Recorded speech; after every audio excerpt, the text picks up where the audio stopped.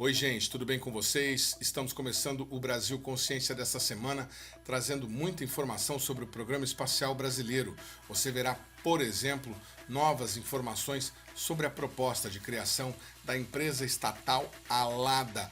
Um artigo publicado na revista da Advocacia Geral da União no final do ano passado descreve o processo de criação da empresa e aponta a perspectiva de investimentos de 50 milhões de reais provenientes do orçamento da aeronáutica nos 5 primeiros anos da companhia. Você também verá que o deputado Carlos Zaratini conseguiu aprovar um pedido para a realização de uma audiência pública que vai discutir a proposta de criação da Alada e também que a própria Agência Espacial Brasileira, na figura de seu presidente, demonstra apreensão com a possibilidade de sobreposição de atividades entre a empresa e os institutos já constituídos dentro do Programa Espacial Brasileiro, entre eles o INPE e o IAE. Mas antes, nós também vamos falar sobre o lançamento do primeiro foguete orbital na base de Alcântara. O sul-coreano Hanbit TLV está programado para decolar em março do ano que vem, levando carga útil brasileira. Fique com a gente, o programa Brasil Consciência é uma realização do SINDCT, o sindicato que representa os servidores públicos federais do INPE, do DCTA, do CEMADEM e da Agência Espacial Brasileira. Muito bem, amigo do programa Brasil Consciência, para esclarecer essas informações todas, a gente tem o prazer mais uma vez de trazer aqui para vocês o presidente da Agência Espacial Brasileira, Marco Antônio Chamon, que gentilmente disponibilizou espaço na agenda para nos esclarecer sobre esses assuntos. Primeiro, a gente começa com o lançamento previsto para março de 2025, como a gente já tinha antecipado. Dessa vez, a empresa sul-coreana InnoSpace vai lançar um foguete orbital com carga útil brasileira e clientes privados também, que a gente ainda vai tentar confirmar a partir da base de Alcântara. Obrigado, Chamon, por você ter atendido o nosso convite mais uma vez. Vocês vão lançar 2 nanosatélites feitos em parceria com o INPE, feitos por universidades brasileiras em parceria com o INPE, e mais um sistema de navegação inercial, que foi uma encomenda tecnológica da própria AEB. Primeiro, para o nosso telespectador entender, por que a decisão de colocar essas cargas nesse lançamento? Boa tarde. Boa tarde. Boa tarde, Edmundo. Boa tarde aos que nos assistem. Obrigado a você mais uma vez pela oportunidade de mostrar um pouco do que é o Programa Espacial Brasileiro, o que a gente está fazendo, o que está acontecendo de novo. Então, indo direto para essa questão, acho que é conhecimento dos que nos assistem aqui, que o Centro de Lançamento de Alcântara abriu suas portas há já algum tempo para lançamentos não governamentais, lançamentos comerciais, né? Nós já licenciamos vários operadores aqui no Brasil e alguns deles já tiveram contratos assinados com a Força Aérea. E, em particular, um deles, uma empresa sul-coreana, a InnoSpace, avançou bastante na utilização desse contrato e já fez um primeiro lançamento de teste no começo do ano passado, em março do ano passado. E agora ela vai fazer um lançamento orbital, diferente daquele que aconteceu antes. Ela vai fazer um lançamento orbital em março do ano que vem. Pelo menos essa é a data estimada inicialmente.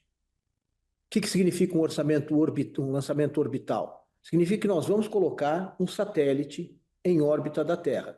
O primeiro lançamento foi o lançamento suborbital, portanto ele não satelizava nada, tá certo? E dessa vez vai haver um lançamento de cargas úteis orbitais, satélites. Quais são essas cargas e por que nós as escolhemos, o que elas significam? Então, se você me permitir rapidamente, as cargas, quando o acordo foi feito com a InnoSpace, nós assinamos um acordo com a InnoSpace, para que a AEB tivesse, nesse lançamento que vai acontecer em março, uma disponibilidade pequena, 15 quilos, para cargas úteis brasileiras, que a gente definisse como cargas úteis para serem lançadas. Então, 15 quilos não é muita coisa, mas nós tínhamos, com previsão para término no final deste ano início do ano que vem, que é aquilo que é razoável para ser lançado em março, nós tínhamos algumas cargas úteis já em desenvolvimento no Brasil. Alguns satélites que, por uma série de razões, a EB já tinha promovido, às vezes financiando diretamente, às vezes por emenda parlamentar. Nós tínhamos algumas cargas úteis em desenvolvimento que estariam prontas para este lançamento. Então, você tem que levar isso em consideração. Não adianta ter um excelente satélite que só vai ficar pronto daqui a 2 anos, e também não adianta ter um satélite que vai ficar pronto na hora e ele pesar 30 quilos, porque eu só tenho 15. Então, somando todas essas coisas, apareceram alguns candidatos, e aí nós consultamos esses candidatos, né, porque é um lançamento de risco, a gente sabe disso. É a primeira vez que esse foguete é lançado, estou falando do foguete orbital, se é a primeira vez que esse foguete orbital é lançado, a gente sabe que, tipicamente, a taxa de falhas de foguete, historicamente, a taxa de falhas de foguetes é alta. O primeiro lançamento ele tem um risco muito maior, né? Acho que aquilo que todo mundo conhece, a SpaceX, que é uma empresa que todo mundo já ouviu falar, o Falcon 1, o primeiro foguete que eles fizeram, só funcionou no 4º lançamento. Então, há um risco associado ao lançamento. Então, pode-se simplesmente perder a carga útil. Embora não se esteja pagando nada por ela, isso está sendo oferecido pela EB para o satélite, ele pode estar perdido. Então, tem isso como risco. Um outro risco é as condições de vibração do satélite. Elas são menos determinadas, porque o satélite é bastante inovador, bastante novo. É o primeiro satélite, perdão, estou falando satélite, mas é foguete. É o primeiro foguete híbrido orbital. Você tem foguetes híbridos suborbitais, mas é o primeiro foguete híbrido orbital que vai voar. E as condições de vibração, por exemplo, deles são medidas, sim, mas ainda com alguma incerteza. Então, você tem um risco de que, mesmo que ele seja satelizado, ele tenha sofrido uma vibração excessiva e pode não funcionar o satélite. Então, somando tudo isso, algumas instituições que nós consultamos disseram: olha, o risco é muito grande, eu prefiro esperar, vou pagar um lançamento em outro momento. Tá bom. E algumas disseram: olha, eu tenho aqui um modelo que poderia ser utilizado, eu gostaria de fazer esse lançamento, é uma oportunidade de lançamento, eu estava sem orçamento para fazer um lançamento ou outro, essa é uma boa oportunidade. Então, juntando tudo isso, nós contactamos e aceitaram participar desse lançamento a Universidade de Santa Catarina, a Universidade Federal de Santa Catarina, com o satélite GOLDS, e a unidade regional do INPE, que fica em Natal, né, também aceitou, no Rio Grande do Norte, também aceitou fazer esse lançamento. São lançamentos pequenos, né? É um lançamento de um satélite 2U, que é um satélite pequeno, ele é um satélite que vai ter 2,5 kg, qualquer coisa desse tipo, 3 quilos, e um satélite 1U, que é um satélite, um cubo, né, de 1 quilo aproximadamente, 1,5 kg no máximo. Esses são as duas cargas que vão ser lançadas. Elas cabem dentro do envelope que nós temos e são satélites em desenvolvimento que estarão prontos na época que vai ser lançado. Além desses dois, nós temos uma carga útil que essa é bem interessante sobre esse aspecto, que é um sistema inercial. Não é um satélite inteiro, mas é um componente importante para sistemas de controle. Aí há uma vantagem bastante grande em lançar esse sistema inercial, porque eu só preciso de alguns minutos de lançamento. O lançamento não precisaria nem ser bem sucedido para que eu pudesse validar essa carga útil. Basta que ela sofra as acelerações e outros fatores do próprio foguete para que ela seja validada num voo. Então, essa é uma vantagem bastante grande nossa. E essa carga útil, esse sistema inercial, ele faz parte de um contrato que desde 2020 a gente vem desenvolvendo com uma empresa, é uma encomenda tecnológica, que é um instrumento novo na legislação brasileira, que permite que a gente contrate em condições particulares, né, uma empresa para fazer um desenvolvimento tecnológico de risco. Ou seja, um desenvolvimento tecnológico que não foi feito no Brasil ainda, nas condições que ele foi colocado. Então, nós temos essas 3 cargas úteis, 2 satélites, esse sistema inercial, que é um experimento de equipamento, que vão ser lançados em março. Para terminar, já que a minha resposta foi muito longa, eu só queria salientar um fato importante. O foguete não é nacional, já sabemos disso, é de uma empresa sul-coreana. Mas nós temos lançado do território nacional, de uma base nacional, uma carga útil nacional, na realidade, duas cargas úteis nacionais, coisa que nunca aconteceu na história. Nós tivemos tentativas anteriores, você sabe muito bem disso, os telespectadores devem, os que nos assistem devem conhecer isso também. Nós tivemos tentativas com o VLS no passado, nenhuma foi bem sucedida, naquele espírito de que o primeiro é sempre mais difícil de conseguir, etc. Uma com um acidente bastante grave, a gente lembra disso, mas nós não tivemos bem-sucedido até hoje nenhum lançamento de território nacional. Orbital, perdão, porque suborbital nós já tivemos mais de 3.500 no Brasil. Mas um lançamento orbital, alguma coisa que colocará um satélite em órbita, vai ser, se for bem sucedida, a primeira vez, e eu acho que esse é um ponto importante para destacar. Vamos tentar esmiuçar um pouco. A gente vai falar sobre esses dois satélites. Eles são satélites, são nanosatélites, né? Imagino eu que a questão seja mais o impulsionamento da formação de mão de obra, de especialistas em tecnologia espacial, mas eles vão ter aí uma utilidade que é serem incorporados ao sistema de coleta de dados brasileiro, receber dados de PCDs e tudo mais. E esse sistema inercial aí, o que vocês pretendem com ele? Você falou em controle de satélite. Eu pergunto isso porque no último lançamento, no lançamento teste da InnoSpace, a carga útil foi um sistema inercial que estava em desenvolvimento pelo IAE. E agora tem um sistema inercial em desenvolvimento por uma empresa privada. E acrescento essa pergunta que na carga útil particular do voo, também deve ter um outro sistema inercial desenvolvido pela empresa Castro Leite, que é o responsável pelo sistema inercial, aquele que foi lançado do IAE. Quer dizer, o Castro Leite trabalhava no IAE, desenvolveu aquele sistema inercial que era, a princípio, lá para o VLS, VLM, foi lançado em teste e agora, na empresa privada dele, vai fazer o lançamento de outro sistema. Por que nós temos tantas iniciativas ao mesmo tempo de sistemas inerciais sendo testadas? Primeiro, a ideia de sistema inercial em si, ela é importante porque o domínio de sistemas inerciais é um domínio difícil no mundo e é um domínio, muitas vezes, dependendo da precisão que você tem, embargado.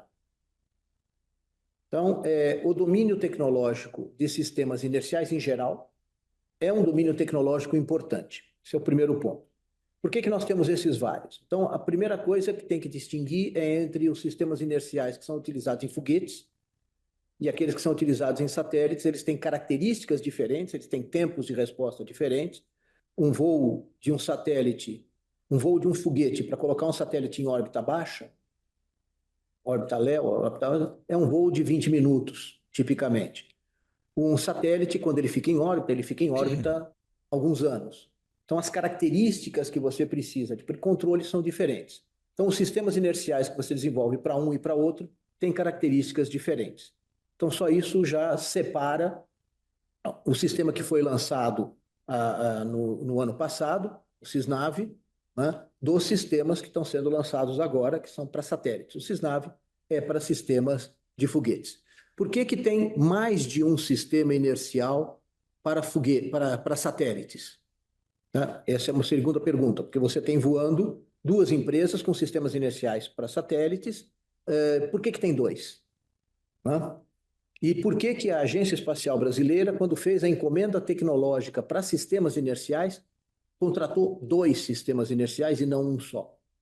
Então, é preciso verificar, essa é uma pergunta importante, é preciso verificar características da necessidade do objeto.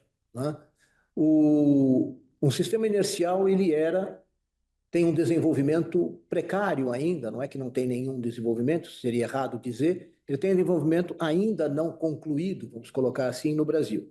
Sistemas inerciais são necessários em satélites, e são em foguetes também, e são de difícil aquisição e são de difícil desenvolvimento.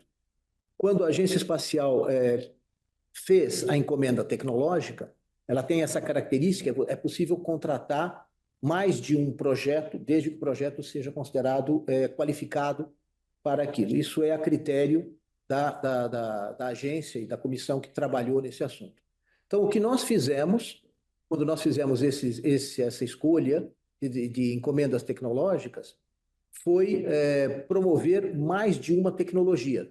As duas tecnologias que existem na encomenda tecnológica, as duas não estão voando, apenas uma está voando. Castro Neves é um desenvolvimento privado, um desenvolvimento que não foi financiado pela agência, mas que é um desenvolvimento feito na indústria. A indústria tem interesse em voar, né? Porque quer se capacitar para isso, quer ter um produto para vender, etc. Mas nós, quando desenvolvemos a encomenda tecnológica, nós desenvolvemos duas delas com tecnologias diferentes. Por quê? Porque são duas rotas distintas, obtendo componentes distintos, mas com características que são úteis para satélite.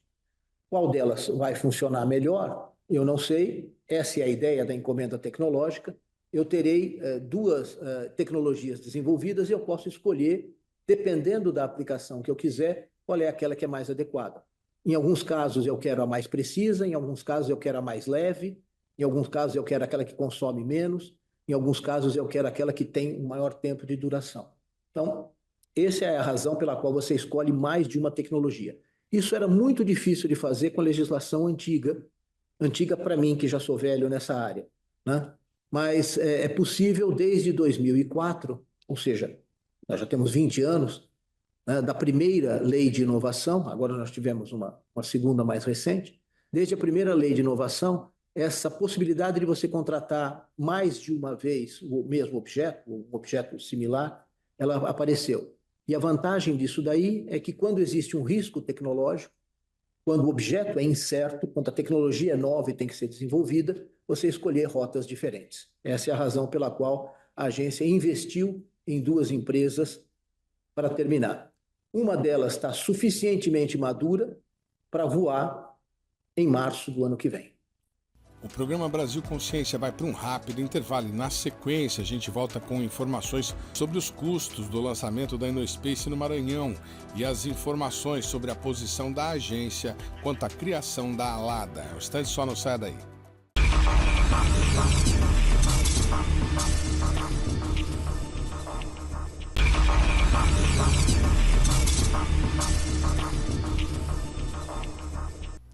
Estamos de volta agora para falar sobre os custos de lançamento de artefatos espaciais a partir da base de Alcântara com o foguete da InnoSpace e também sobre a posição do presidente da agência quanto à criação da empresa estatal Alada. A gente teve, durante algum tempo, a discussão sobre a assinatura do acordo de salvaguarda para transformar Alcântara no espaço-porto. Depois, a Agência Espacial Brasileira realizou o chamamento público em que foram encontradas empresas para operar no espaço-porto. A InnoSpace assumiu, no caso, o lugar de uma outra empresa que ganhou aquela concorrência e acabou desistindo. E, posteriormente, a gente teve o caso da Virgin, né, que faliu e que tinha ganhado uma parte do espaço-porto e que agora há essa vacância. Mas naquela época, diante daquela negociação, foi vendida a ideia de que o espaço-porto teria uma rentabilidade para o estado do Maranhão, para o Brasil e tudo mais. Mas o que a gente tem hoje, nesse momento, é que a Agência Espacial Brasileira está contratando a InnoSpace para fazer esse lançamento ao custo de $33 mil por quilo, que vai dar 490 e poucos mil dólares, 2,5 milhões de reais na cotação atual, mais ou menos. Isso está de acordo com aquilo que a gente recebeu de informação? Quer dizer, o Brasil está investindo na qualificação do foguete sul-coreano, e o que os sul-coreanos estão investindo no Brasil, no espaço-porto de Alcântara, nesse momento? Bom, vamos separar um pouquinho as questões. Primeiro, o chamamento é para a empresa, ela tem um contrato com a Força Aérea para utilizar a base. Essa é uma coisa, né? Então, existe o contrato da empresa com a Força Aérea para a utilização da base e esse contrato tem um custo, e o custo é para a empresa. A empresa paga diretamente em dinheiro ou através de melhorias que ela faz na própria base, tá? O próprio desenvolvimento do PED, do ponto de lançamento, é ela que está conduzindo, fora algumas outras melhorias que ela está fazendo. Então, existe dentro desse contrato uma remuneração para a base de Alcântara. É preciso lembrar que a base de Alcântara, como ela é gerenciada hoje pela Força Aérea, ela não pode ter lucro. O Estado não pode ter lucro. Você pode ter a remuneração dos seus custos. Essa é a lei. Então, o que está acontecendo é uma avaliação dos custos daquela utilização daquela área. Esses custos são reembolsados na forma de pagamento, direto ou indireto, pela empresa. Isso é o que existe até hoje. Quando existir uma empresa, que é a Alada, aí ela poderá ter lucro e poderá comercializar essas coisas, esse espaço da base aérea. Então, essa é uma coisa.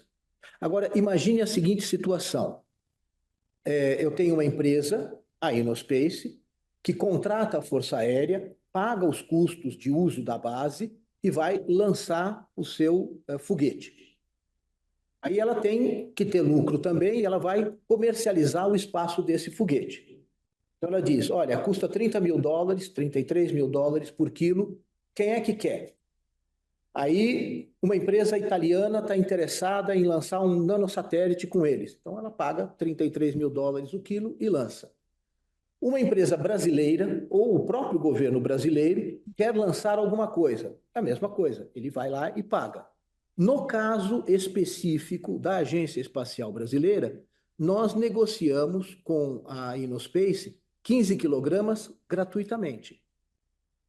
Então, nos foi dado 15 quilogramas para uso nessas cargas úteis que nós comentamos agora há pouco, e o custo é zero. Nós temos que pagar coisas do tipo o próprio satélite, é claro. Nós temos que pagar a caixa onde vai o satélite, que é aquilo que a gente chama de deployer, né? Isso também é nosso, porque isso é parte daquilo que nós colocamos dentro do satélite, perdão, dentro do foguete. Existe uma carga útil de uma universidade brasileira que está interessada em lançar com esse foguete. Então, ela vai pagar, eventualmente com um desconto bastante grande, porque é o primeiro lançamento, a risco, e houve uma negociação com a empresa para que esse satélite fosse lançado com um custo menor. Todas essas coisas estão dentro das negociações que são feitas. Então, nós não estamos pagando para que a empresa use a base. Ao contrário, é a empresa que está pagando para usar a base. Nós não estamos pagando pelo lançamento dos nossos satélites, esses que nós mencionamos. Isso é de graça, porque faz parte do acordo que foi feito.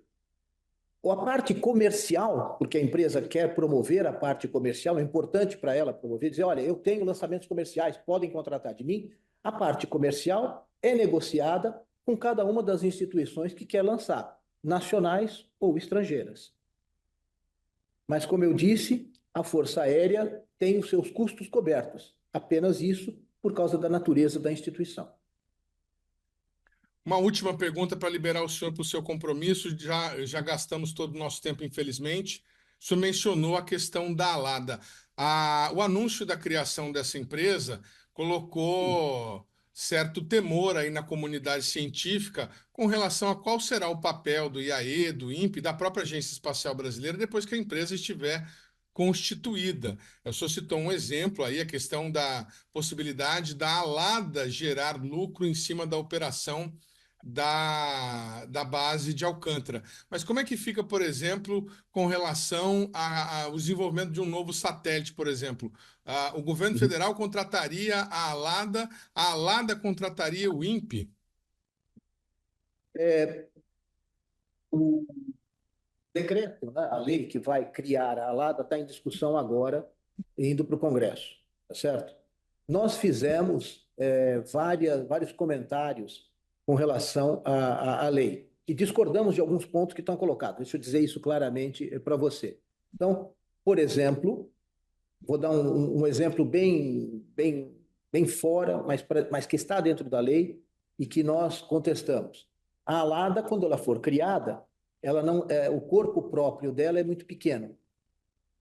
Então, existe na lei uma estipulação dizendo que servidores do Estado podem ser colocados à disposição da ALADA para as atividades dela, pelo menos na sua fase inicial.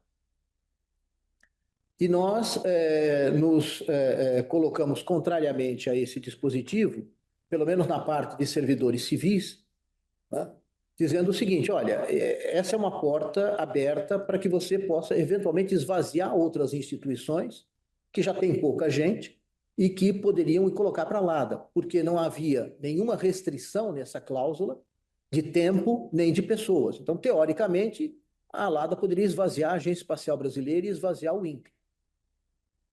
Só para dar um exemplo bobo, né? Então, existem cláusulas contra as quais nós nos insurgimos.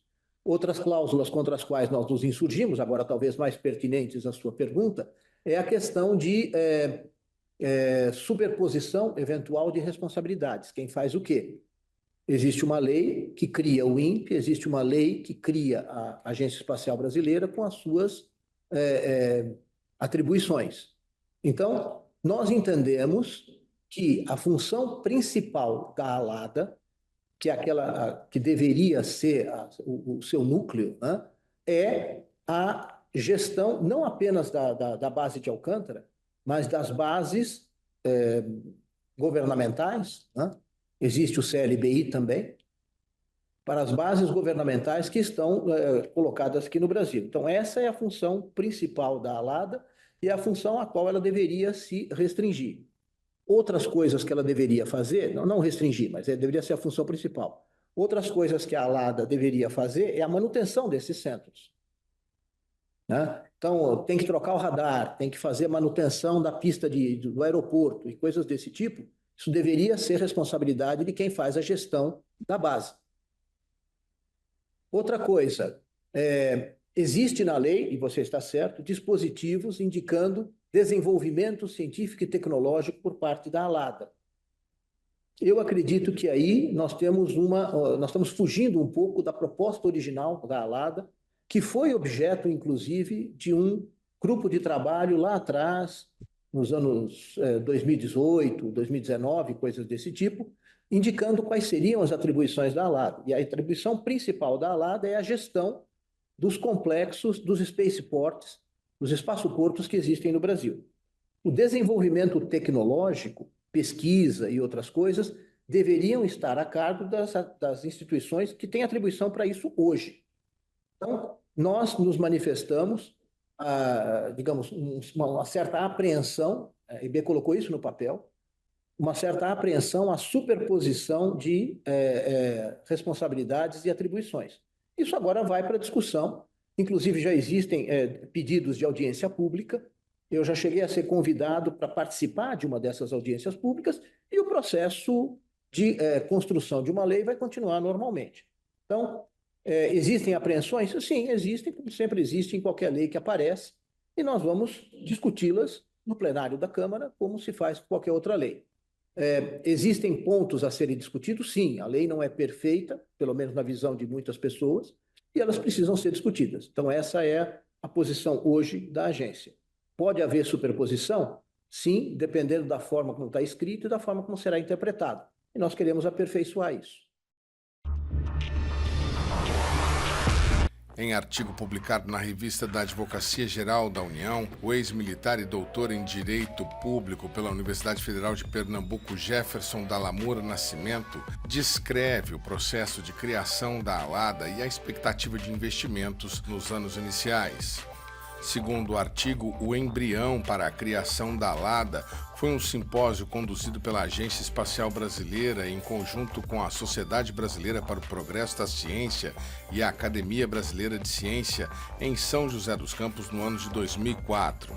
Ainda segundo o artigo, especialistas presentes ao encontro teriam sugerido a criação de uma empresa pública que atuasse como principal contratante e liderasse a inserção da indústria nacional no mercado internacional. De acordo com a publicação, os militares aguardavam o encaminhamento do projeto para a criação da empresa Alada no ano de 2018, porém, o assunto foi postergado por conta da criação da Nave Brasil. A publicação, que defende a criação da Alada, afirma, entre outros argumentos, que a criação de uma empresa pública não dependente poderia garantir a governança do Estado, além de não sofrer limitação do orçamento fiscal e poder explorar atividade que gera renda e tributos. A publicação detalha os investimentos previstos no plano de negócios da empresa. Segundo o texto, para a capitalização da Alada é previsto um montante de 50 milhões de reais oriundos do orçamento do Comando da Aeronáutica, que serão distribuídos ao longo de 5 anos, sendo 6 milhões no primeiro ano, 8 milhões no segundo, 17 milhões no terceiro, 9 no quarto e 10 milhões no quinto. Ainda segundo o documento, a estratégia de negócios da empresa estabelece estimativa de receitas com uma variedade de fontes, incluindo contratos e convênios já existentes com o Comando da Aeronáutica. Em seus últimos argumentos, a publicação compara a empresa a ser criada, a Alada, com a Antrix, uma empresa pública indiana vinculada à agência espacial daquele país. De acordo com a publicação, a Antrix desempenha papel fundamental de geração de receitas para a Agência Espacial Indiana por meio da comercialização de seus produtos e serviços espaciais no mercado global. A publicação acrescenta ainda que o formato de empresa pública possibilitará à Alada maior segurança na gestão de instalações governamentais, como o Centro de Lançamento de Alcântara, os laboratórios do Departamento de Ciência e Tecnologia Aeroespacial do DCTA e do Instituto Nacional de Pesquisas Espaciais, o INPE. Em outra publicação recente, o jornal O Estado de São Paulo informou que um relatório interministerial produzido para justificar a criação da empresa cita a possibilidade de atração de negócios com a SpaceX, companhia do milionário Elon Musk, que recentemente se envolveu em polêmicas com o Supremo Tribunal Federal, o ministro Alexandre de Moraes e o presidente Lula. A atração da empresa norte-americana, porém, não parece plausível, uma vez que ela não se interessou pelo edital de chamamento de empresas interessadas em explorar o espaço Porto de Alcântara quando ele foi aberto pela primeira vez. Além disso, diversas publicações norte-americanas citam a posição do governo em não realizar lançamentos fora do território norte-americano depois do incidente de 15 de fevereiro de 96, considerado por alguns como o maior acidente espacial de todos os tempos. Quando o lançamento de um foguete chinês encomendado pelos Estados Unidos falhou, matando oficialmente 57 pessoas. Segundo fontes nos Estados Unidos, porém, uma vila inteira teria sido dizimada e o número de vítimas poderia superar as 500 pessoas, o que elevaria o acidente à maior tragédia do programa espacial em todo o mundo. Muito bem, o programa Brasil Consciência vai para um rápido intervalo e na sequência você tem informações sobre o pedido de audiência pública que foi aprovado na Câmara dos Deputados. Um instante só, não sai daí.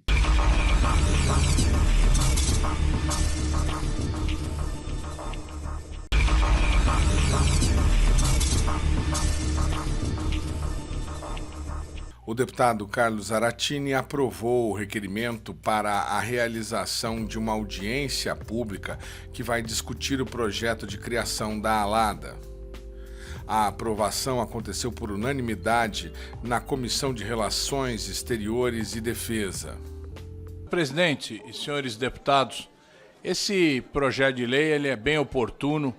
Ele visa reorganizar o setor aeroespacial brasileiro, dar uma nova dimensão para o setor aeroespacial, mas é importante que nós tenhamos conhecimento exatamente de como se pretende desenvolver esse programa. Nós tivemos, inclusive, há 5 anos atrás, em 2019, a aprovação do Acordo de Alcântara, o famoso Acordo de Alcântara, que ficou em debate anos e que é um acordo com os Estados Unidos para o lançamento de foguetes a partir da base de Alcântara. Então a gente também precisa ter uma avaliação do que foi feito nesses 5 anos, com o que chegou aqui no Brasil por parte de contribuição desse acordo com os Estados Unidos. Segundo informações obtidas com a assessoria de imprensa da Câmara, ainda não há data definida para que a audiência aconteça. Muito bem, amigo do programa Brasil Consciência, vamos conhecer então um desses nanosatélites que vai ser lançado ao espaço neste lançamento do foguete sul-coreano da Innospace a partir da base de Alcântara. Eu estou em contato com o professor Eduardo Bezerra, coordenador do Space Lab, o laboratório lá da Universidade Federal de Santa Catarina, responsável pela construção deste nanosatélite. Professor, muito obrigado pela participação aqui no nosso programa. Primeiramente, a gente gostaria de saber qual foi a maior dificuldade para vocês conseguirem viabilizar esse projeto. Desde quando vocês estão trabalhando na montagem desse nanosatélite? Boa tarde. Obrigado aí pelo convite, a oportunidade de compartilhar nossas experiências. Nós estamos trabalhando já desde 2021 ou 22, foi logo depois da pandemia, assim, no meio da pandemia começamos o projeto. Foi uma demanda aqui da Defesa Civil, começou pela Defesa Civil do Estado de Santa Catarina, inclusive... além da Defesa Civil, teve outros órgãos, né? Teve aí toda a questão do agronegócio também, mas foi por aí, 2020, 2021. Foi logo depois que nós lançamos o Floripa Sat 1, que nós lançamos em dezembro de 2019. Então, foi início de 2020, agora eu me recordo bem. Foi exatamente no fim de semana anterior à pandemia. A equipe do INPE, né, e da Agência Espacial Brasileira, eles vieram a Santa Catarina e nós fizemos uma reunião de início do projeto no fim de semana anterior à pandemia. Então, foi 2020 que começaram os trabalhos, né? Muito bacana. E esse nanosatélite que vocês projetaram, o senhor disse aí que era inicialmente uma demanda de defesa civil. Quais são os dados com que ele vai trabalhar? Qual que vai ser a aplicação dele? A aplicação principal do satélite vai ser coleta de dados ambientais. Então, tem uma série de plataformas de coleta de dados espalhadas pelo Brasil, né? Algumas centenas, milhares dessas estações, nas áreas mais remotas, áreas não remotas, estão espalhadas por tudo. Essas plataformas, elas são equipadas com um rádio para transmitir as informações que elas coletam, né, ambientais, então temperatura, pressão, vento, informações mais variadas possíveis sobre o meio ambiente, né, sobre o que está acontecendo ali na volta daquela estação. Em alguns lugares é possível enviar para uma rede de telefonia celular, mas essas plataformas já foram feitas de uma forma meio padronizada, falando um determinado protocolo, e esse satélite que nós desenvolvemos fala exatamente o protocolo dessas estações. Então, ele coleta essas informações, não é uma grande quantidade de dados, né? Se for ver uma estação apenas, mas se for ver todas as estações, aí realmente é uma grande quantidade de dados.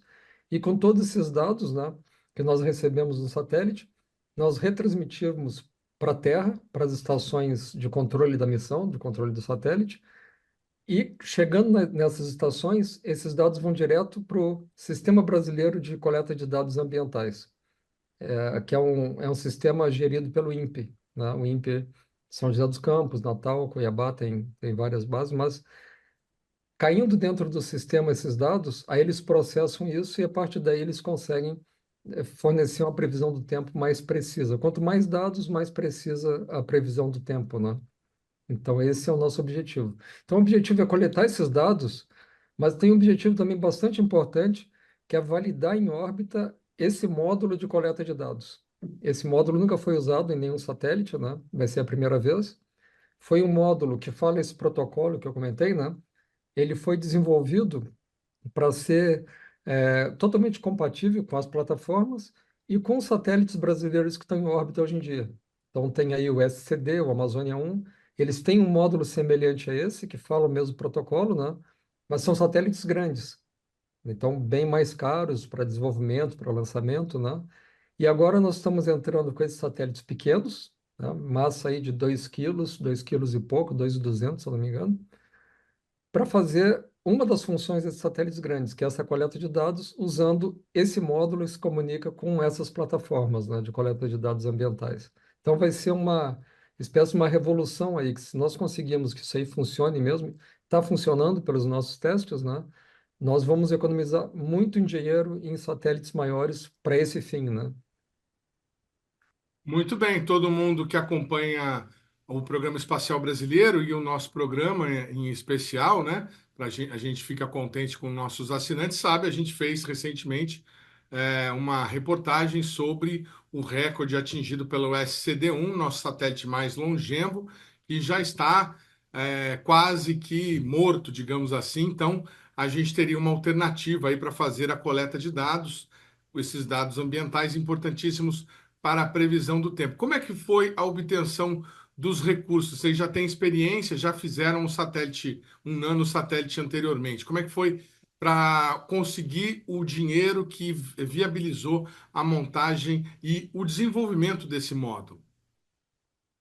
Começou com uma emenda parlamentar de um deputado federal de Santa Catarina, né, da Frente Parlamentar Mista do Programa Espacial Brasileiro, se não me engano, esse é o nome da frente, né?